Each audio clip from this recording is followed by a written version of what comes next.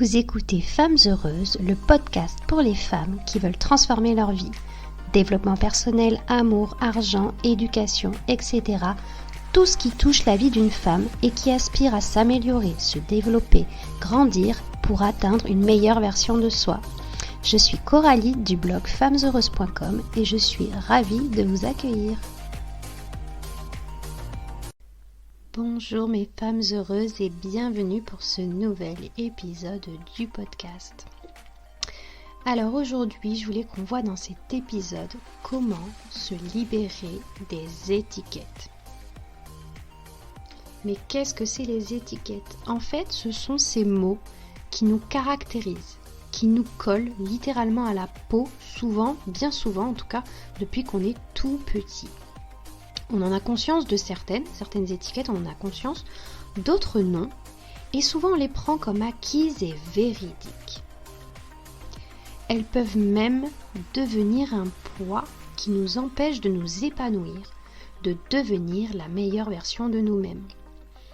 Alors il est temps de mettre à mal ces mots qui nous entravent pour devenir réellement la femme qui se cache au fond de nous et qui attend qu'on la libère pour qu'elle puisse s'exprimer et faire toutes ces choses qu'elle n'ose pas faire. Alors avant, je voulais qu'on voit d'abord, mais qu'est-ce que c'est au juste qu'une étiquette ?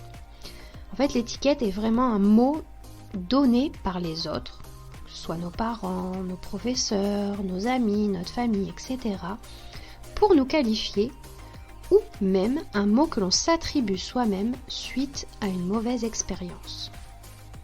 Alors voici quelques petits exemples. Tu es nulle. Tu n'es pas faite pour les études. Tu es un souci pour moi. Tu es plutôt littéraire que matheuse.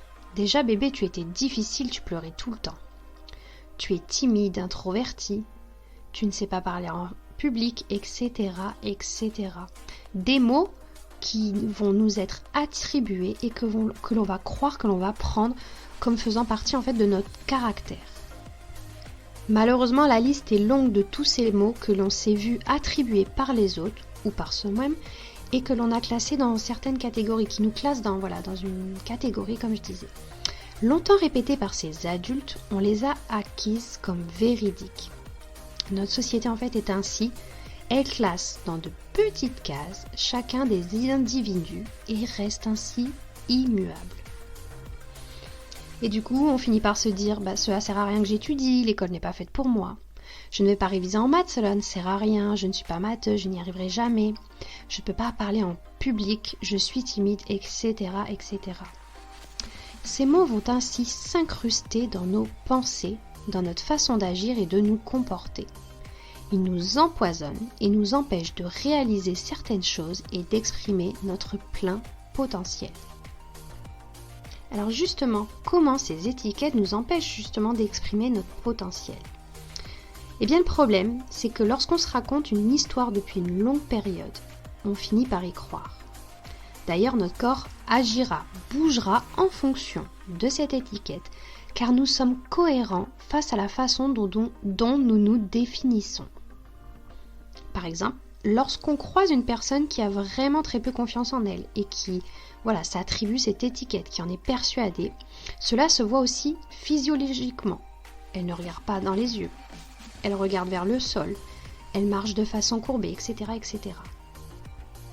Ces croyances affectent notre potentiel et ferment la porte à tout ce que nous serions capables de faire.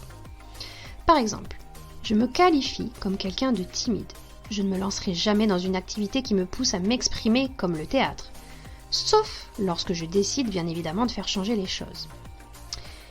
Alors que j'ai au fond de moi le désir d'en faire et de me produire devant les gens. Je peux avoir entendu depuis toute petite que je suis nulle, que je n'y arriverai jamais à rien. De ce fait, je n'envisage pas de faire des études alors que mon rêve d'enfant est d'être médecin.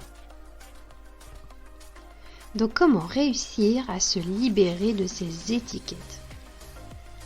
Alors il faut d'abord s'en rendre compte. Il faut en être conscient, ça passe par là. Bien évidemment, tu ne te débarrasses pas de quelque chose dont tu n'as pas conscience. Donc pour cela, commence par réfléchir à tous ces mots négatifs entendus depuis l'enfance. Par exemple, ce que tes parents te disaient. Comment parlaient-ils de toi ? comment te définissaient-ils? Si tu avais des frères et sœurs, que disaient-ils de toi? Par exemple, la râleuse, la rêveuse, etc., etc. Idem pour tes professeurs, est-ce qu'ils avaient des mots négatifs envers toi? Enfin, toi-même, as-tu un regard positif envers toi? T'empêches-tu de réaliser ou faire certaines choses parce que tu ne t'en crois pas capable ou parce que tu penses qu'elles ne sont pas faites pour toi? Donc prends le temps de réfléchir à toutes ces questions. Prends même un petit cahier, note toutes les réponses qui te viennent vraiment d'instinct et note-les. Ensuite, pense à la personne que tu aimerais être. Ferme les yeux et visualise-toi de la manière dont tu agirais, ce que tu ferais si tu n'avais pas de crainte ni d'a priori. Alors, que ferais-tu? Comment marcherais-tu? Comment parlerais-tu? Etc. etc. N'hésite pas aussi à écrire tout ce que tu vois dans tes yeux, tout ce petit film que tu te fais dans ta tête, à ensuite le noter par écrit dans ton carnet.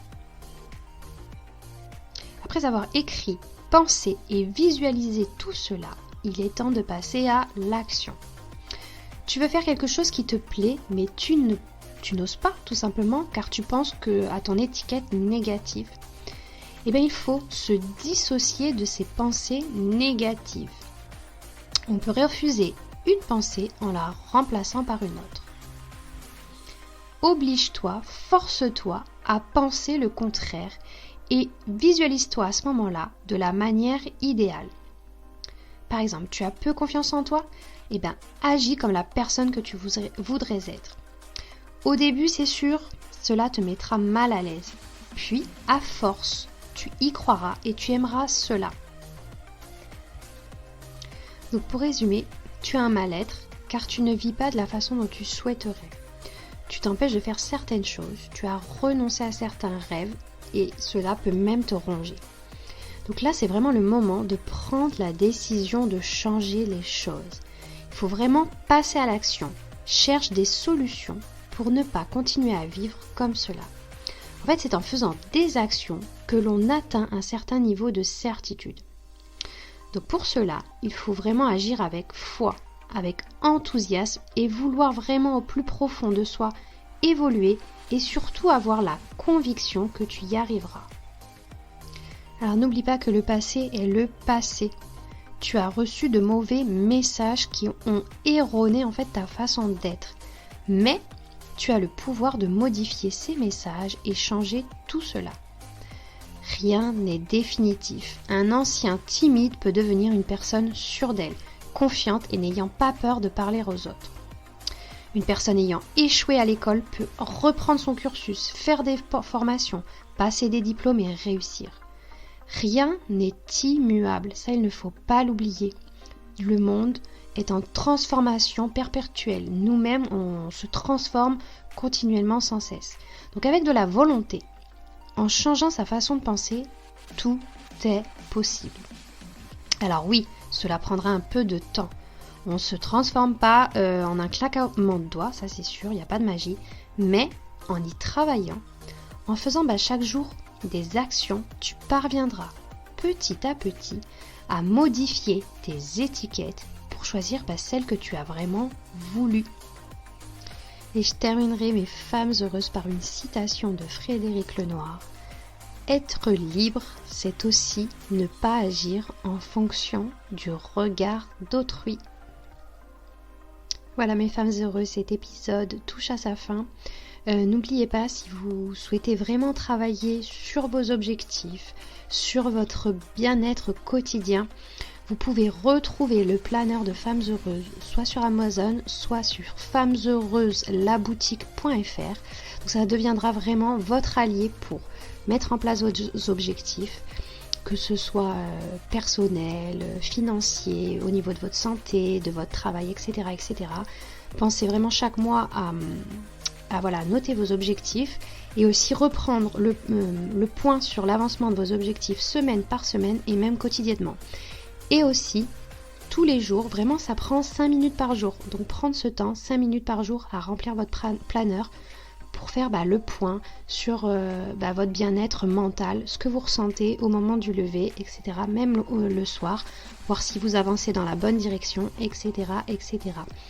Donc n'oubliez pas, vous pouvez le retrouver donc soit sur Amazon, soit sur femmesheureuses, la boutique.fr. Voilà les filles, je vous dis à très bientôt pour un nouvel épisode.